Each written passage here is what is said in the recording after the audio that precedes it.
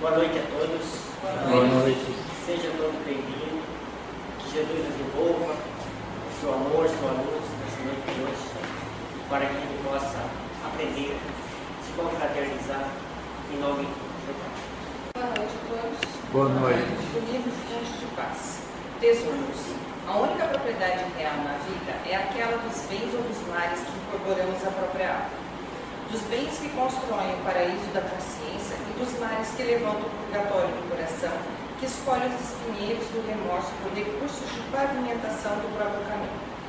Não te agarres aos patrimônios terrestres, de que te fazes usufrutuário provisório, a fim de que aprendas no serviço e na caridade a buscar, em teu benefício, a riqueza incorruptível da luz. Basta um leve olhar ao pretérito para que reconheças a ânsia de quantos passaram no mundo antes de ti, senhorando as bênçãos do solo e devorando o suor dos semelhantes, como se o tempo e o espaço lhes pertencessem.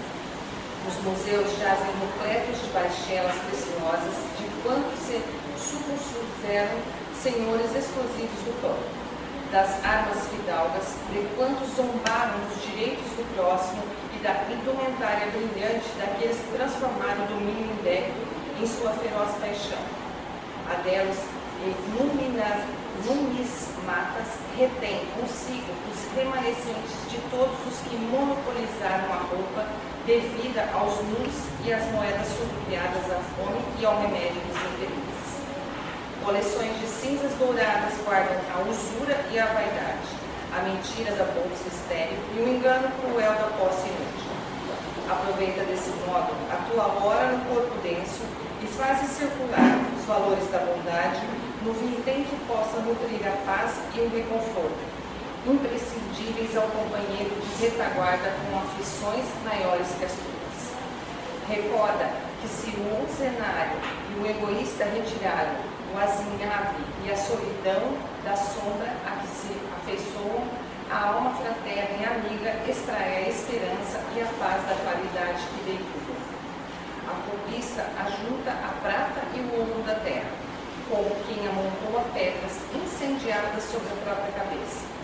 Mas a fé que se consagra a Jesus, em se devotando à alegria e à felicidade dos outros, amealha para si mesma, hoje e sempre, os tesouros imperecíveis do céu. Emmanuel, Chico Xavier. Bom, eu convido a todos para uma oração, uma prece.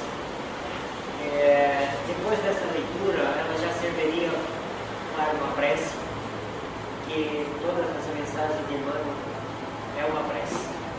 Mas nós poderemos, com a nossa mente elevada a Jesus, nosso Pai, nosso Mestre, a Deus, nosso Pai, e toda a equipe espiritual que trabalha na nossa casa, que nos dá suporte, apoio, que nos inclui para que possamos ser um pouco melhor. Que eles nos ajudem nessa noite e na nossa vida. Depois de nós ouvirmos essas palavras, nós lembramos bem do ensinamento do Mestre, nosso amigo, nosso irmão, que há 2000 anos ele trouxe para nós o código de moral, onde nós precisávamos ajudar a todos que precisamos, nossos irmãos que sofrem, que se debatem. Só que ainda não aprendemos. Que Jesus nos ampare, que nos dê tranquilidade para atravessarmos um período tão difícil que estamos passando, que as pessoas, como disse a leitura, ainda se debatem pelo ouro, pela prata, pela posse, todas essas coisas mudando que não eleva ao Pai. Que Jesus nos faça essa luz brilhar lá fora, nossos semelhantes, nossos familiares, e aquelas crianças, aquelas pessoas que estão à nossa tutela, que a gente possa transmitir ali a paz, a luz, o Evangelho de Jesus, nosso Cristo. Que assim seja. Nós temos recebendo hoje na nossa casa a Dona Vera. Ela é do Centro Espírita União e Caridade da Penha. O tema dela é o homem e o sagrado. Boa noite a todos. Hoje nós vamos falar de um tema que tem muito a ver com a antropologia cultural. Que é isso, né? Então, mas não é. Nós vamos falar de como é que o homem, o deu, né? Enquanto civilização ele formou, desde a idade da pedra, do homem, o que foi acontecendo até hoje com relação à crença no ser superior, né? Toda a evolução dessa crença no ser superior e que depois foi acabar no mito, na religião, e como é que foi então essa evolução e no que deu, o que temos hoje, né? Então, vamos ver aqui, veja aqui, os primatas, né, foram os primeiros homens, os ancestrais do homem, eles já tinham um instinto, uma crença. Eles acreditavam que devia existir um poder superior a eles. Por quê?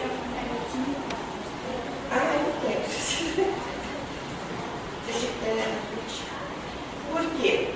Ao encontrar situações ou elementos acima de suas possibilidades de enfrentar, os trovões, os incêndios nas florestas que aconteciam, né, por causa dos relâmpagos, né, eles tinham a percepção de que devia ser um ser superior a eles que fizesse acontecer tudo isso.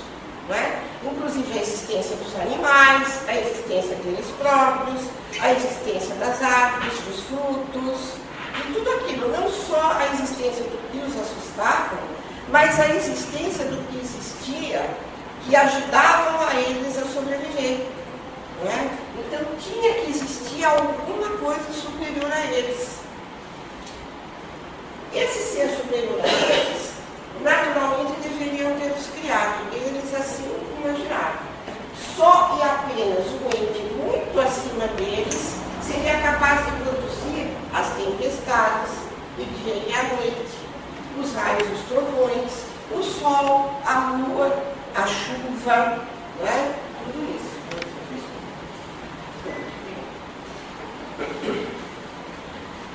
A existência de Deus, então, o sentimento da existência de Deus nasceu com o homem. Quando isso? Nasceu com o primata. O que Deus fez o primata? Desde o primeiro homem foi Deus que fez. Veio acoplado a centelha divina que o seu Criador lhe deu. Quando criou, ele deu vida. Então, é esse sentimento, esse instinto de que existia um ser superior a eles, já veio acoplado à centelha divina, que o Criador lhe deu quando criou a sua vida. Olha aqui, mais ou menos assim era a vida deles. Eles andavam pelos campos, pelas florestas, em busca de animais para caçar, em busca de frutos, em busca de raízes para se alimentar, e tinham mais ou menos essa aparência ainda, né? Uma aparência muito rude. Né? E mesmo assim, rude do jeito que eles eram, eles vieram para ser feito divina, porque eles foram criados por Deus. Então vamos indo para frente.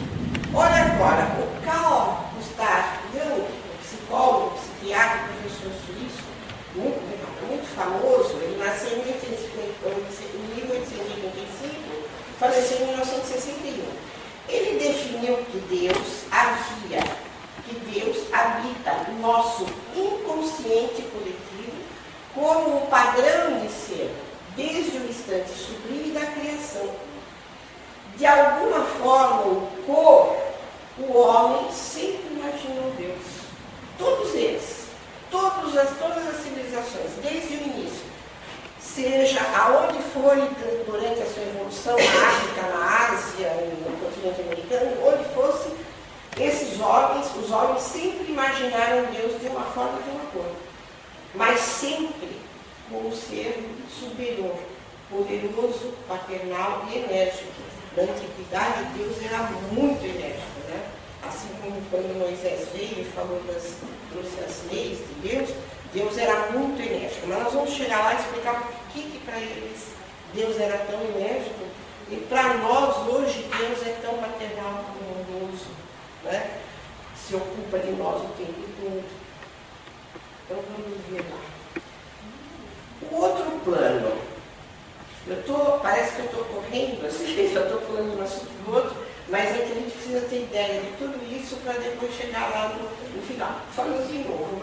só. Pegou. As civilizações antigas, antes de Cristo, como a grega, já acreditavam que existia um outro plano além do nosso. Eles acreditavam que existia o Olimpo, que era habitado por entidades que controlavam os diversos segmentos da vida eterna.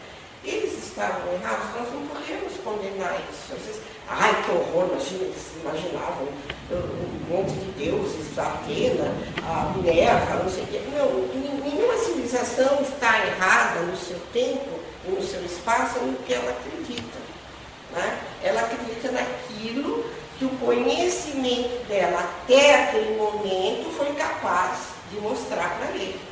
Né? Então, cada civilização ao seu tempo e no seu espaço vai ter uma ideia do que é o Deus ou os deuses, ou qual é a figura de Deus, qual é o poder dele. Né? Então, na mitologia grega, Zeus era o Deus maior.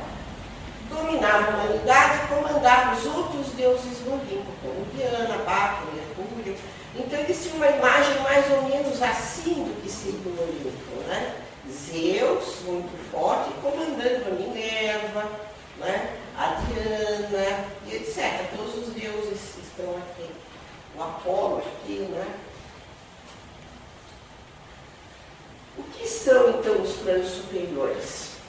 Veja lá, com estas considerações que nós fizemos até agora, acreditamos que o sentimento da existência de Deus é inato.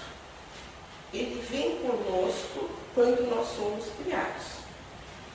E que seja o próprio do Espírito que traz em sua memória a certeza da existência, não apenas de um ser superior, mas de outros planos além da Terra, regidos por entidades superiores.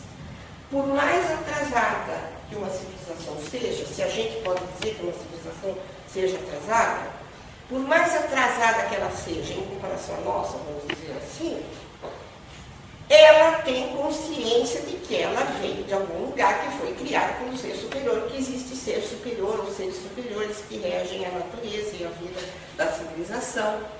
Esses seres superiores podem ser muito enérgicos ou muito bondosos, mas todas as civilizações têm a sua crença fundamentada no ser superior que toma conta deles. Enérgico não toma conta deles.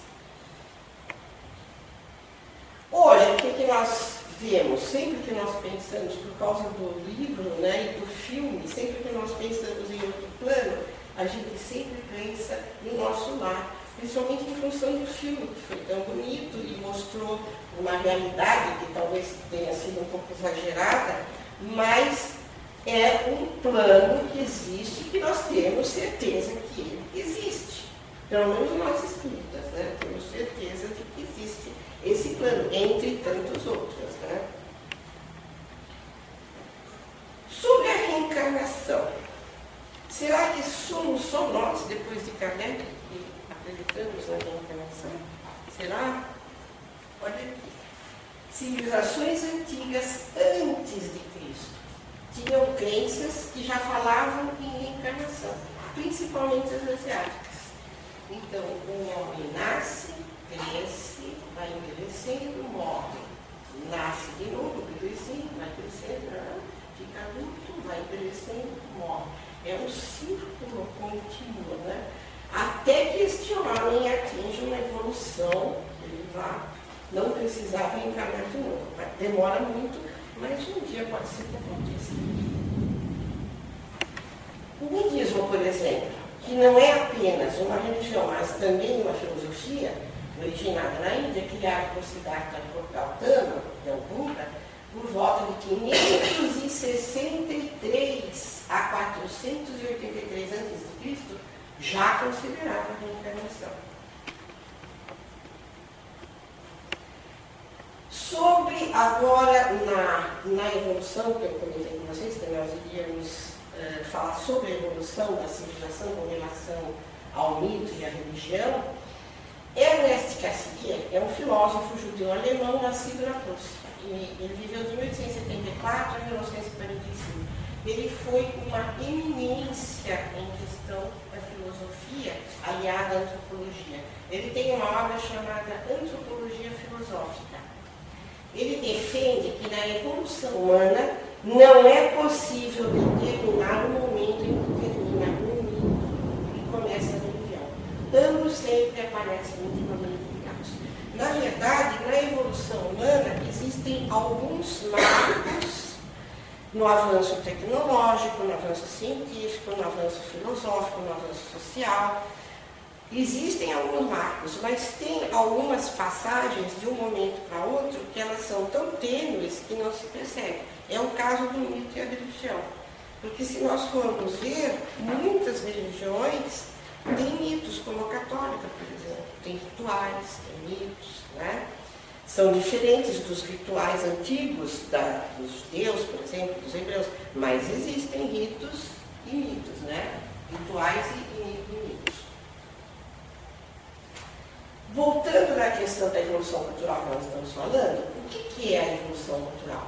É a somatória dos conhecimentos técnicos, científicos, filosóficos adquiridos no decorrer do tempo, desde que existiu o primeiro homem até hoje. É a nossa evolução cultural que está muito ligada à questão religiosa, à questão da crença.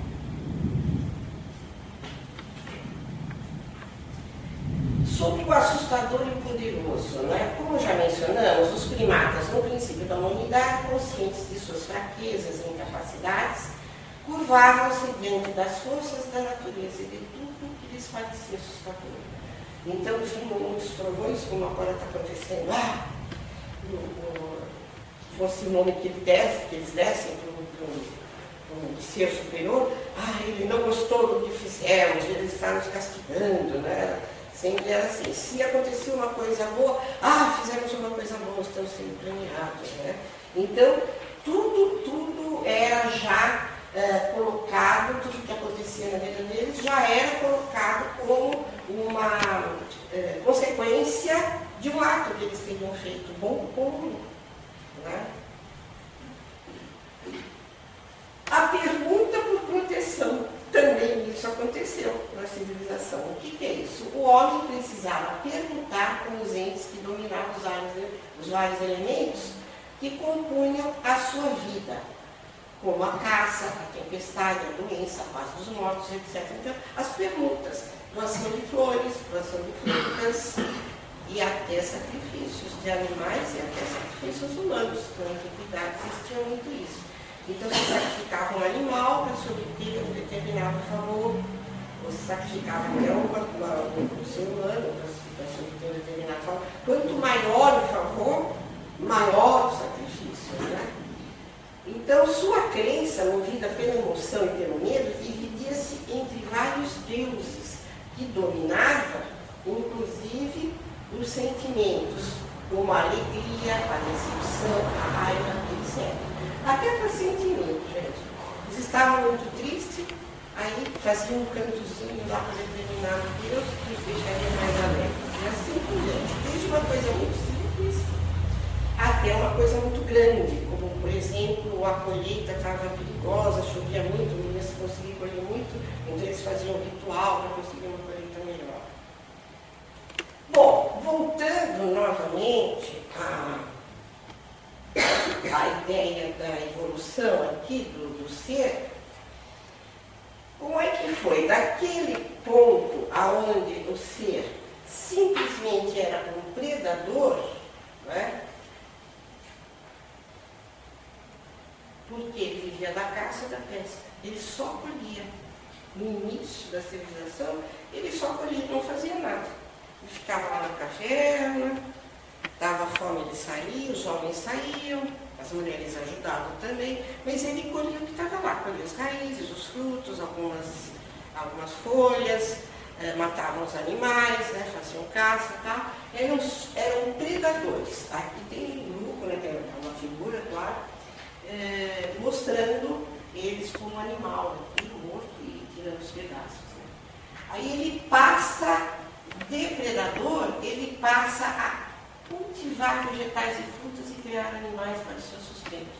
Como que ele percebeu isso? Ele percebeu que tinha alguns animais de pequeno porte que se aproximavam das cavernas por causa de restos que eles deixavam, por causa do próprio cheiro deles, né?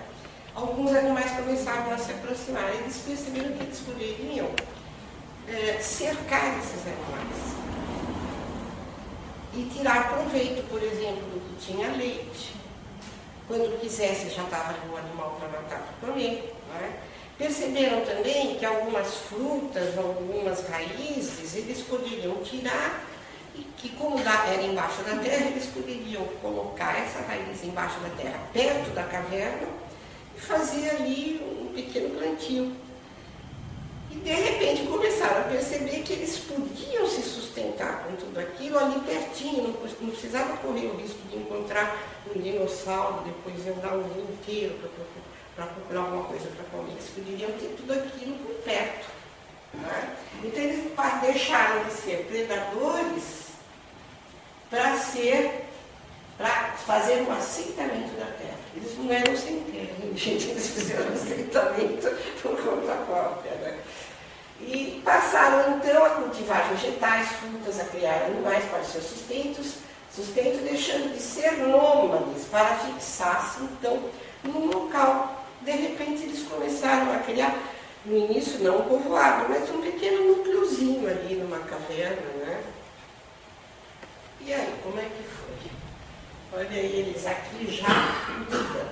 Consequentemente, inicia-se a atividade do trabalho. Eles perceberam que aquele plantio, se eles cuidassem daquele plantio, se não chovesse, eles regassem, a planta crescia melhor. Se eles cuidassem dos animais, os animais ficariam mais saudáveis, mais gordinhos, né, para a alimentação. Então eles perceberam que eles precisavam cuidar de tudo isso e desenvolveram então o trabalho e sua divisão. E começa a surgir os pequenos grupos de população. Uns plantavam, em geral, as mulheres cuidavam do plantio e os homens dos animais. Era o mais comum. Aqui, deixa eu voltar. Aqui está um pequeno núcleo, ainda na caverna, né? Então, nesse meio tempo, o que começa a acontecer? O livre-arbítrio. O homem passa a perceber que no seu espaço, sua qualidade de vida depende dos seus atos. Ele já não está tão a favor das forças naturais e sobrenaturais. Ele não pode dominar a tempestade, nem o trovão, claro, mas ele pode dominar o plantio, ele pode dominar alguns animais. Não é? Então ele começa a perceber que ele é responsável pelo espaço dele.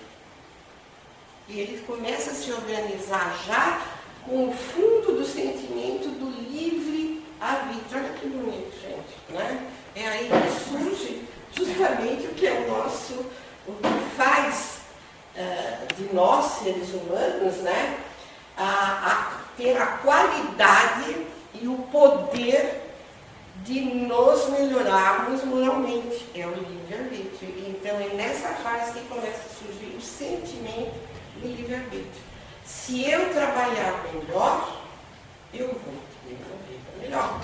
Se eu trabalhar melhor, a minha família vai ter mais comida, vai ter uma vida melhor. Então, ser melhor resultava numa qualidade de vida melhor. Era melhor ser melhor do que ser pior. Né? Então, já a questão do livre-arbítrio procurando melhorar. Aqui já, cada um, já eles aqui nessa figura, eles já estão com pequenas casinhas, veja. E os animais domésticos ali por perto. Então, cada um de seus deuses dominava uma de suas atividades. Ainda era assim naquela época. Eles ainda acreditavam em vários deuses. Mas a responsabilidade de manter as suas atividades salutares e benéficas era deles. Não é como eu acabei de dizer. Como se deu então a evolução da crença dessa época para um pouco bem mais avante na história? Durante a história humana, constituíram-se deuses que regiam uma atividade em particular. Quer dizer, desde aquele início, sempre a crença em vários deuses. Na Grécia Antiga, depois foi para Roma. Então, Atena era a deusa da sabedoria, Mercúrio, deus do comércio, Apolo, deus das artes, da poesia, dos rebanhos, dos dias e do sol. Afrodite, deusa do amor e da beleza. Até que se inicia a crença de um Deus maior que rege a todos os outros e a tudo na terra. Zeus, que é aquela figura que eu mostrei anteriormente, onde ele aparece. Então, aí aparece, apesar de ter vários deuses, cada um regendo uma das atividades humanas, aparece um Deus que regia tudo, todos eles, que era Zeus. Interessante porque o nome lembra Deus também, né? Zeus, Deus, mais ou menos a mesma coisa. Zeus, Deus e eu, né? Por isso que eu sempre falo. Não se esqueça quando a gente fala, nós somos o eu, né? Eu sou eu. Deus está inserido dentro de mim. Parece que a palavra eu e a palavra Deus tem muito a ver, porque Deus está em nós, né? Então vamos à frente aqui.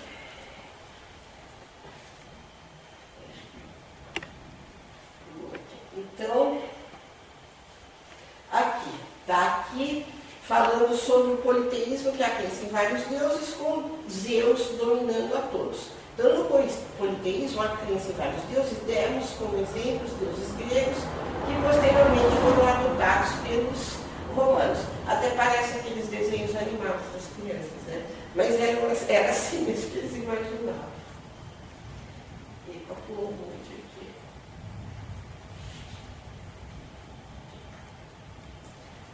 Outras civilizações, como na Ásia e na África, adotaram deuses regentes para cada uma de suas atividades, tendo como sempre um como principal. No caso da Ásia, Astarte era a variação da deusa grega Afrodite. O interessante é que as distâncias eram enormes. São as mesmas de hoje, mas só que pareciam muito maiores, porque era muito mais difícil de se alcançar todas as distâncias, né? Mas sempre tinha uma conexão.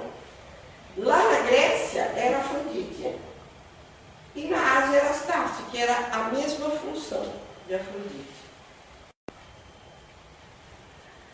Na África tinha a Iemoja, ou Iê como Ejá, Iê como Ejá, que era a deusa das águas, que a gente conhece aqui como Iemanjá. A tradução do Yorubá é Iemanjá, que tem uma figura dela, uma escultura, né, na figura dela. E tinha também o Sangó, que nós conhecemos como Xangô, que é essa figura aqui, uma escultura, que era o Deus justiceiro e violento, e quem os regia era o grande Orixalá, também chamado de Orissanlá ou Bacalá, que é o Oxalá, que eles falam, né, que eles denominam. Como é que se deu, então, agora, vamos falar da organização do sagrado.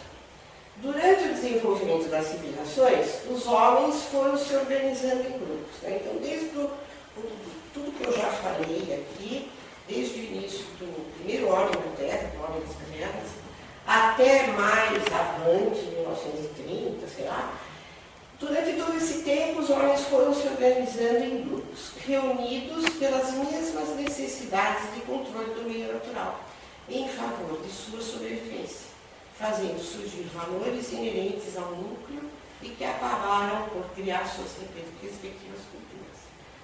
Então, o que é isso, gente? Os seres humanos, eles sempre procuravam se fixar onde tivesse água, de preferência, na beira dos rios, foram desenvolvendo seus núcleos. O que tinha naquele espaço da natureza acabava, de certa forma, determinando o desenvolvimento deles. Se a natureza era rica e oferecia um grande potencial de recursos, eles tinham mais facilidade de se desenvolver. Se fosse ao contrário, era mais difícil. Só que quanto a essa questão, no decorrer do tempo do desenvolvimento da civilização, lá por volta já depois de 1850, da Revolução Industrial, o que aconteceu? As civilizações onde era muito fácil viver, que a natureza era muito favorável, começaram a se atrasar tecnologicamente, porque era tudo tão fácil para eles, tudo tão dado, que eles não precisavam se desenvolver muito tecnológica e cientificamente. E as regiões de maior dificuldade de potencial físico, eles iniciaram o desenvolvimento de uma tecnologia, de uma ciência muito mais avançada. No caso do Japão, por exemplo, que tem terremoto não sei quantas vezes por dia, eles desenvolveram uma engenharia, uma arquitetura fabulosa, onde eles vivem lá, e pode balançar à vontade, que eles vivem direitinho no maior conforto, né?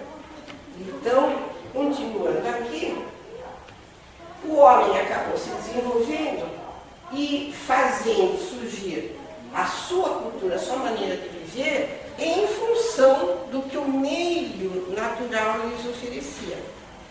Se era, por exemplo, numa região do globo, onde tem regiões do globo, onde a noite dura 6 meses, ou seja, o inverno seria 6 meses de escuridão e depois 6 meses de sol, onde está claro, né? Como se fosse 6 meses de dia, não tem noite. E depois 6 meses de noite não tem dia. Imagine como é que uma civilização se desenvolve num lugar desses, né? Mesmo no período dos 6 meses de dia, a luz não é forte como a nossa aqui, nós somos privilegiados, é uma luz solar muito frágil.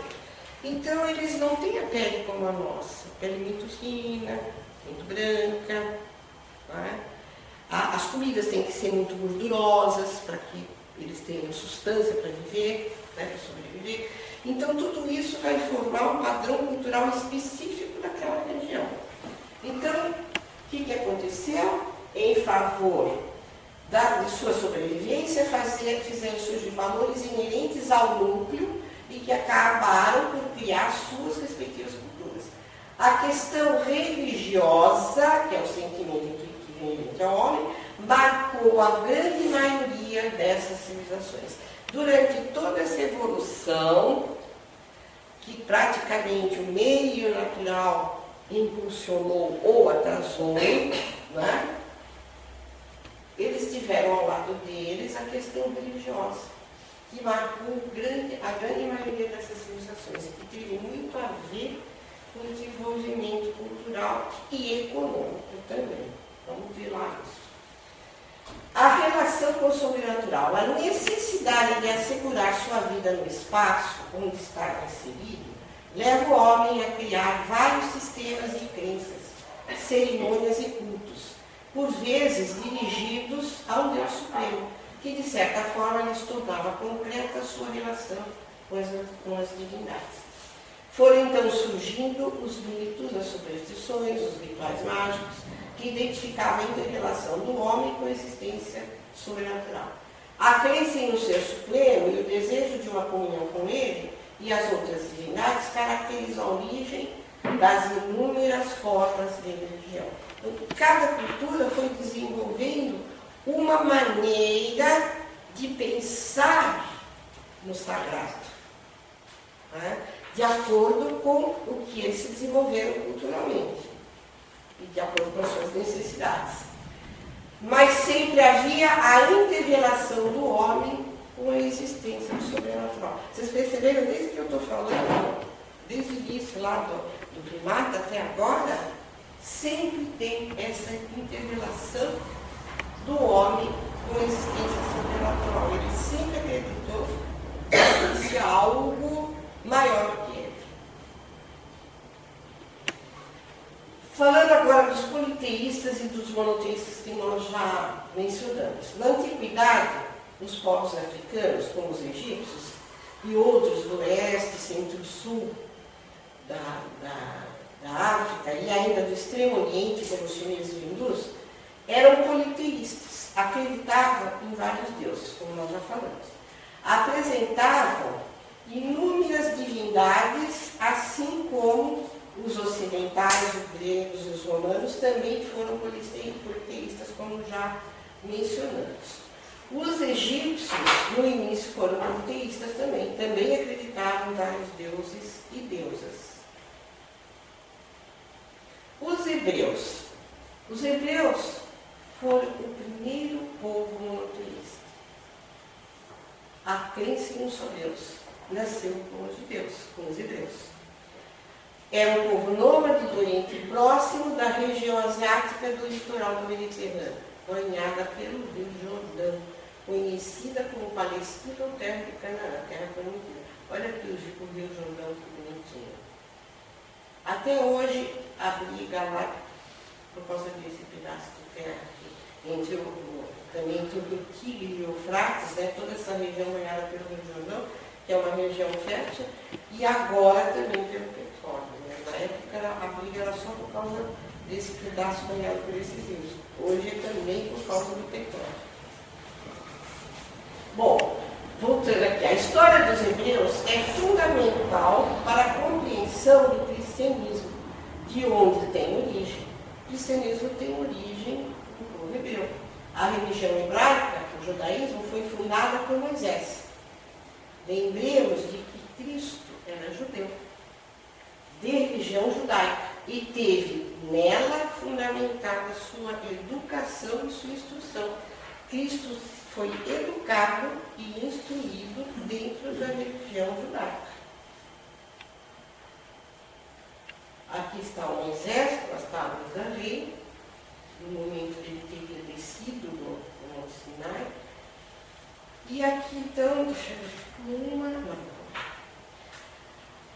Então vamos falar agora, já que entramos nessa questão da primeira crença que acreditou no Deus só, que foi o povo hebreu, como é que o que a palavra religião em latim significa? Ligar, atar. Explica, na verdade, o objetivo geral das religiões, que é o de promover a ligação, o relacionamento do homem com a divindade. Seja como ele aconselha, seja como o homem pensa que seja sua religião, seja como ele pensa que Deus é a sua divindade, religião, essa palavra significa promover a ligação, o relacionamento do homem com a divindade. Em qualquer religião, o fundamento é o reconhecimento do sagrado e a dependência do ser humano ao mundo de outra dimensão. Todas as religiões, não tem nenhuma que não seja assim. Ao longo da história, as religiões tiveram que estabelecer normas de submissão. Agora que vem o lado obscuro das religiões, né? Então, ao longo do desenvolvimento da civilização, as religiões começaram a estabelecer normas de submissão aos poderes ditos sagrados. Eles criavam todo em torno das divindades um poder especial, sagrado, um poder até de castigo, né? Que se não fizesse determinada atitude, seriam castigados, a civilização ou o ser seria castigado, né? Ao longo da história, essas religiões, ao estabelecer essa submissão, eles esses poderes ditos sagrados eram movidos por entidades superiores responsáveis pela criação, com a finalidade de controlar a vida humana, em geral, para assegurar a qualidade. Bom, quando começou essa questão de manipular, vamos dizer assim, da religião manipular a civilização, a intenção era muito boa, que foi a intenção de Moisés. Quando ele subiu ao morro para fazer as tábuas da lei, ele tinha certeza que era a única maneira de controlar todo aquele povo hebreu que eles tinham fugido do Egito e que estavam num descontrole total, eles não tinham direcionamento, matavam um ao outro com a maior facilidade, as mulheres e os homens não eram fiéis uns aos outros no casamento, roubavam, praticavam as maiores atrocidades e ainda ficavam adorando bezerro de ouro, não sei mais o que, etc. E Moisés queria por ordem daquilo. Então o que ele fez? Ele criou para aquele povo a imagem de um Deus rigorosíssimo que castigava. Moisés chegou a castigar com a morte, depois que ele desceu e mostrou as leis, chegou a castigar com a morte um dos judeus ali do grupo, porque ele trabalhou no sábado. Ele tinha que dar o exemplo. E ele deu o exemplo, mandou matar a pessoa porque trabalhou no sábado. E o sábado era sagrado, não podia trabalhar. Então, todas aquelas questões dos judeus de não comer carne de porco, era porque na época o porco não era bonitinho, criado como criado hoje. Então ele realmente, a carne trazia muitas doenças. Então não podia comer carne de porco para preservar a saúde do povo. E aí o que a religião dizia? Não pode comer carne de porco, porque é proibido pela religião e tal. E aí o pessoal obedecia.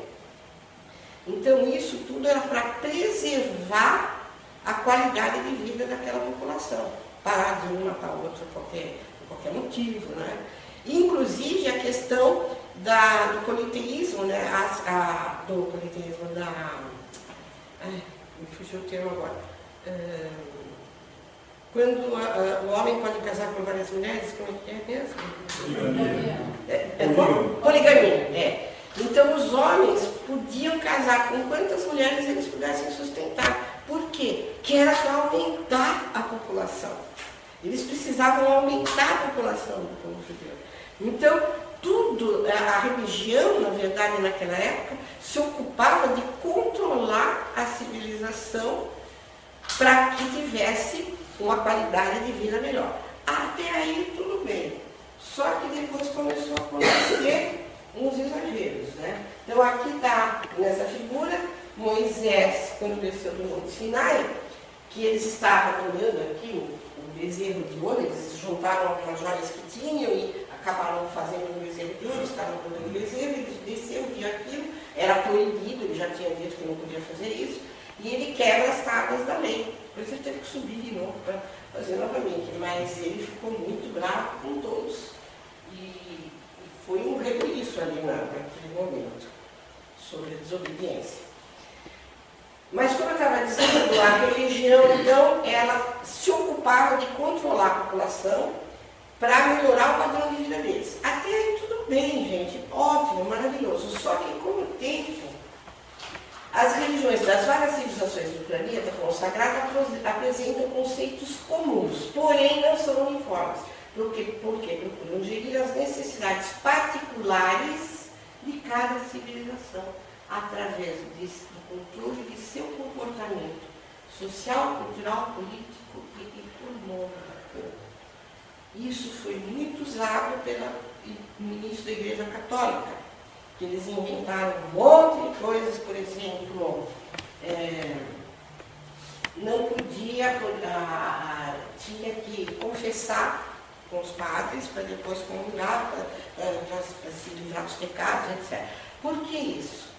Porque o padre do local ficava sabendo como é que estava, o que estava acontecendo na família tal, na outra família, e a igreja acabava tendo controle daquela sociedade, nos conselhos que davam no confessionário.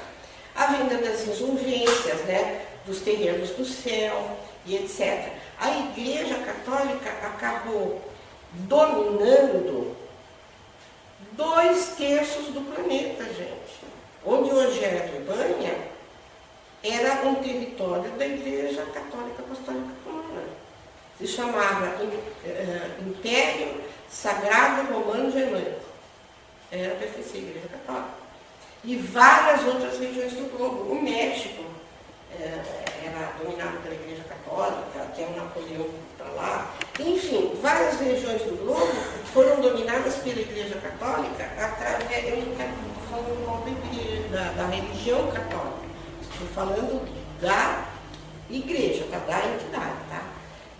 Eles, através de artimanhas, sempre dizendo que Deus castigava, que Deus queria isso, Deus queria aquilo, que se não fizesse isso, ele dominava toda 2/3 do globo, né, que eram terras da Igreja Católica, através da religião.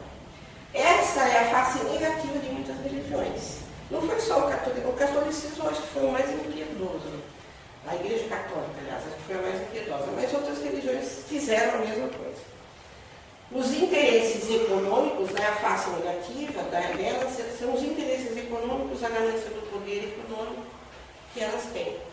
A Igreja Católica têm poços de petróleo, gente, atualmente. Eles têm interesses nos negócios de petróleo. Então, é uma entidade que não tem só um fundo religioso, filosófico, tem um fundo econômico aí também. É uma empresa, acabou se tornando uma empresa, né? Aqui tem, nesse mapa, a gente tem, é difícil porque eu não consegui um mapa que não tivesse essas letras aqui.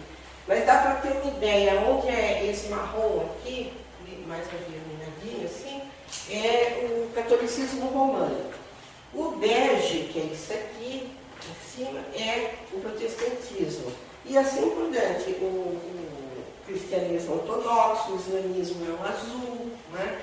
Mas dá para a gente ter uma ideia, olha quanto o protestantismo domina, gente, que é o bege, né, amarelado, bastante, né?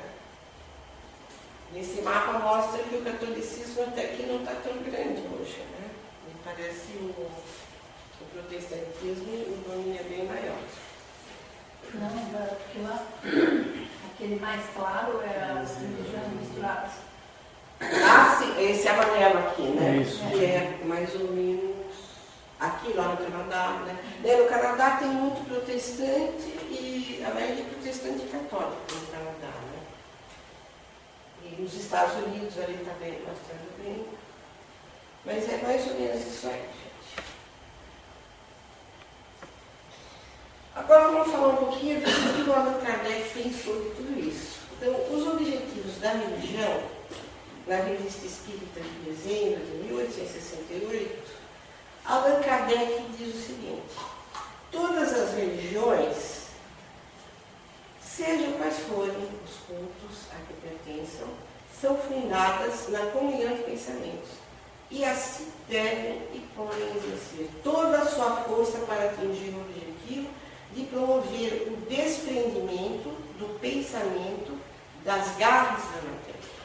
Então, religião não tem nada a ver com a matéria. Nós não podemos ser religiosos se dentro do nosso comportamento religioso nós ficarmos pensando na matéria. Não tem nada a ver, nem dá para pensar, né? Você não pode estar fazendo uma oração e pensando no seu salário que você vai receber amanhã. Ou pensando que você vai gastar se você bater o carro, por exemplo, sei lá, eu não posso bater o carro, vou gastar tanto. Porque eu tenho que enfeitar mais a minha casa para fazer inveja para o vizinho. Você não está... Passa às vezes coisas desse tipo na cabeça da gente, mas não no momento que você está se dedicando à religião. Né? Então, a religião não tem nada a ver com a matéria. E aqui, olha o que o Albert Einstein pensa. Religião tem por objetivo promover o progresso moral dos seres humanos, enquanto a ciência tem por objetivo o progresso material, promovendo a qualidade de vida. A ciência tem que pensar na qualidade de vida. A religião tem que pensar no progresso moral. Não tem nada a ver com a matéria.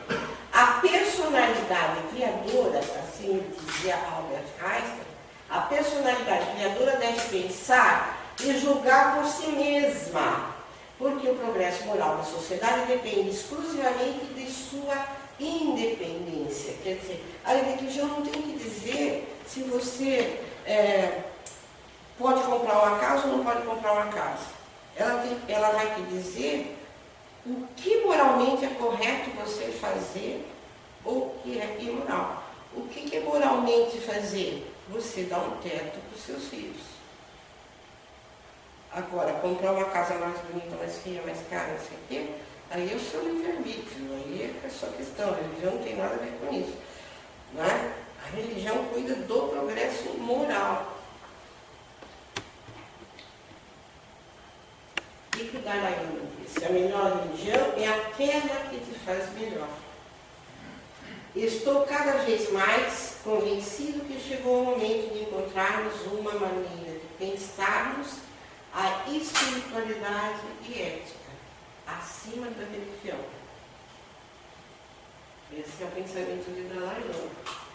Embora a religião tenha a ver com a espiritualidade e ética, quando ele disse isso, Ele queria dizer que não tem problema a religião que se siga. Acima da religião, nós sempre temos que pensar na espiritualidade e na ética, seja dentro de que religião for. E qualquer religião que adotemos, essa religião tem que se ocupar do nosso progresso moral.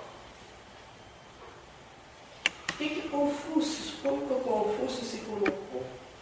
Ele disse, se o povo for, ele disse mais algumas coisas, trazido à ordem apenas por meio de punições, ele apenas procurará evitar a dor das punições, evitando a transgressão por medo da dor. Mas se ele for conduzido pela virtude, trazido à ordem pelo exemplo, ele terá o sentimento de pertencer a uma coletividade e o sentimento de vergonha quando agir contrário a ela. E assim, bem se comportará livre, de livre e espontânea vontade. Não tem a ver com o espiritismo, gente? Isso? É isso que a gente faz, né? Dentro do espiritismo. Eu achei o Confúcio, o pensamento dele, assim, excelente. Tem muito a ver com a gente. Agora, eu não sei se vocês conhecem, já ouviram falar do Ramatiz? O Ramatiz é excepcional, né? Então, o Evangelho, à luz do cosmos, de Ramatiz, encontramos citações de cada uma das religiões mais representativas da humanidade. Eu não sei como é que está o nosso tempo. Temos tempo ainda? Tem tempinho. Por isso. Então, o cristianismo, tudo quanto queres que os outros façam para ti, faz-o também para eles. Confucionismo, não faças aos outros aquilo que não queres que te façam. Budismo, de 5 maneiras, um verdadeiro líder deve trazer seus amigos independentes, com generosidade, cortesia, benevolência, dando o que deles espera receber e sendo tão fiel quanto a sua própria palavra. No hinduísmo, não faças aos outros aquilo que, se a ti fosse feito, causaria dor. Islamismo, ninguém pode ser um crente até que ame ao seu irmão como a si mesmo.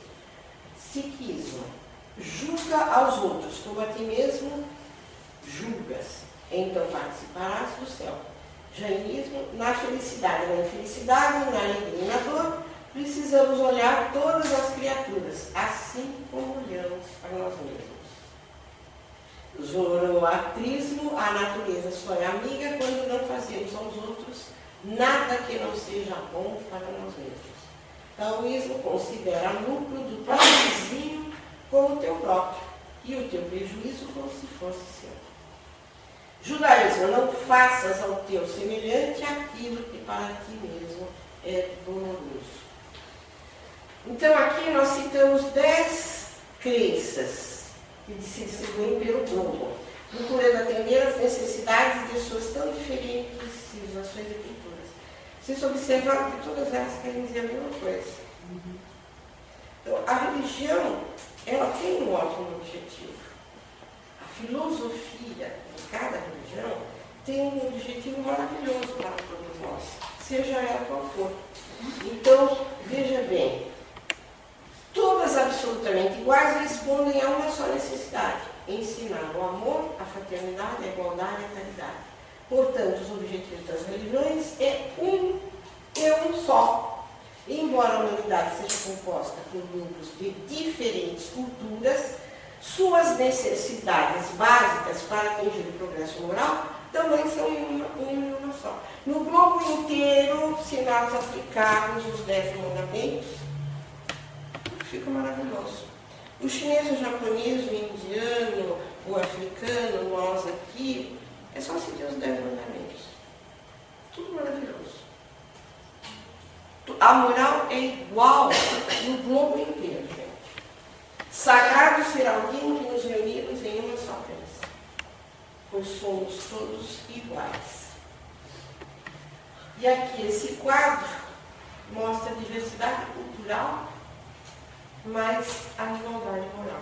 Nós temos uma diversidade cultural no globo, mas o que impera nele é uma igualdade moral. Não devemos matar o próximo em nenhum lugar do globo. Não devemos roubar em nenhum lugar do outro. Devemos respeitar e amar o próximo em todos os lugares do mundo. E assim por diante. A responsabilidade das religiões estar em paz com Deus, como quer que concebamos, e conosco, por praticarmos o que Ele nos presenteia, através do conhecimento de qualquer religião. É o melhor alicerce para a construção de um mundo fraterno, cheio de amor e de realizações positivas. Essa é a responsabilidade das religiões, que devem reger nosso progresso moral, que venha a ser a estrutura de um mundo melhor. E aqui de novo a figura, né, com várias culturas de diversas regiões do globo, né? Nós temos os negros, os amarelos, os indianos, os amarelos aqui, enfim, todas as regiões do globo, aqui da América Andina, né? Então, hoje, do primata, olha o que ficamos. Uma diversidade cultural imensa, mas a igualdade moral impera no globo inteiro. Gente, é isso que eu tinha a dizer. Espero que vocês tenham gostado. É um assunto que dá muito o que falar e muito interessante, mas a gente tinha que condensar o máximo assim, para poder dar uma ideia dessa evolução, desde o primata até hoje, na questão do sagrado, né? O que nós construímos, o que nós fizemos, como nós ficamos. Então é isso aí, muito obrigada pela atenção de vocês, espero que tenham gostado e que eu tenha atingido o objetivo de explicar o assunto. Obrigada.